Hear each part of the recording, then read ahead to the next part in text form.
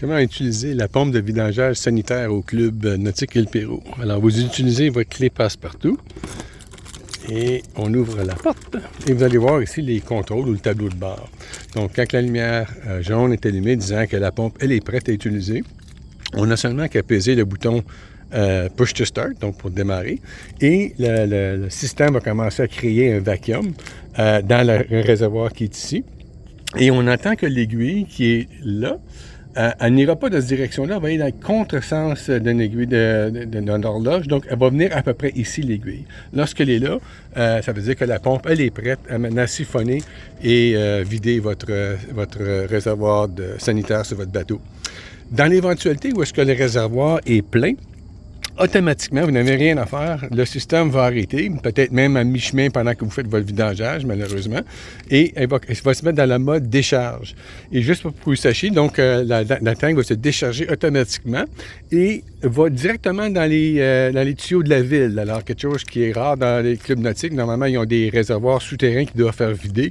Alors, le nôtre est directement lié aux égouts de la ville ou les tuyaux de la ville. Donc, pas besoin de ça. Une fois que la décharge elle est complétée, le système va se recycler lui-même et la lumière jaune prête, qui indique que la pompe est prête. Et vous avez juste besoin de peser sur le bouton Start pour repartir le cycle. Et vous attendez que l'aiguille vous indique bien que la pression est adéquate pour commencer à pomper votre réservoir sanitaire. Je voulais vous montrer également ici. Ça ici, c'est la pompe. Alors, lorsque vous déployez la hose pour vider, la meilleure tactique, vous allez voir, on a un joint universel qui est aussi rare. La plupart des clubs ont des adaptateurs qu'on doit mettre. Ici, on n'a pas besoin au club.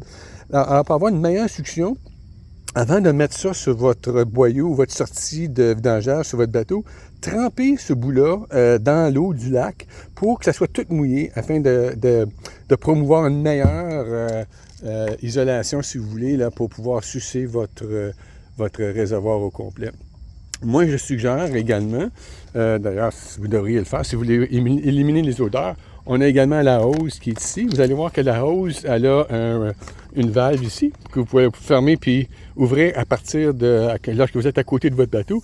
Et on a mis une longue hose ici pour pouvoir aller à l'intérieur de votre tuyau de vidangeage pour pouvoir vraiment rincer. Moi, je suggère toujours de faire un minimum 2 fois. Vous remplissez avec l'eau fraîche, vous le videz, vous remplissez encore avec l'eau fraîche et vous le videz.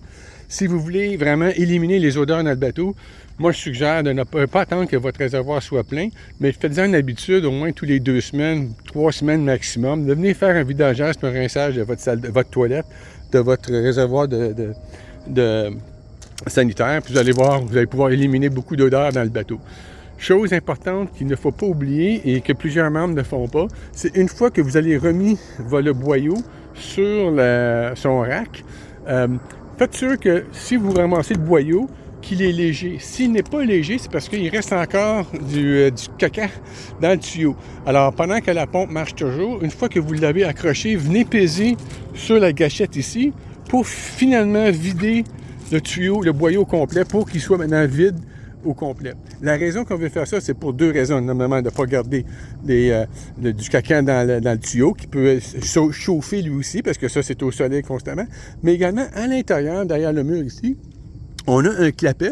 Et lorsque on ne vide pas correctement le tuyau, quand on a complété, le clapet peut rester dans la position ouverte. Et après ça, on doit remplacer le clapet parce qu'il devient vraiment encrasté, si vous voulez, de merde et il ne ferme plus correctement. Donc, ce serait très important de toujours vider le tuyau le plus possible. Même que, franchement, la meilleure chose à faire aussi, c'est avant de remettre le boyau à sa place, on suce un peu d'eau du lac pour avoir de l'eau fraîche qui passe à travers le tuyau en dernier avant de serrer le boyau. Et là aussi, même si on fait ça, on doit peser sur la gâchette pour vraiment finir de sucer tout ce qui est dans le boyau.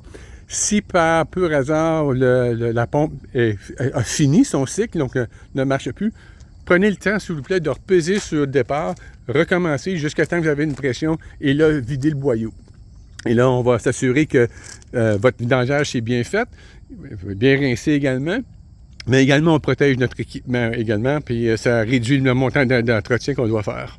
J'espère que cette vidéo-là a aidé plusieurs membres à mieux comprendre comment utiliser la pompe. Si dans l'éventualité où est-ce qu'il y a un problème, essayez pas de le réparer vous-même. Je vous en prie de communiquer avec un des membres de l'exécutif qui pourra lui approcher la personne responsable qui pourra lui aider ou faire la réparation nécessaire. Merci.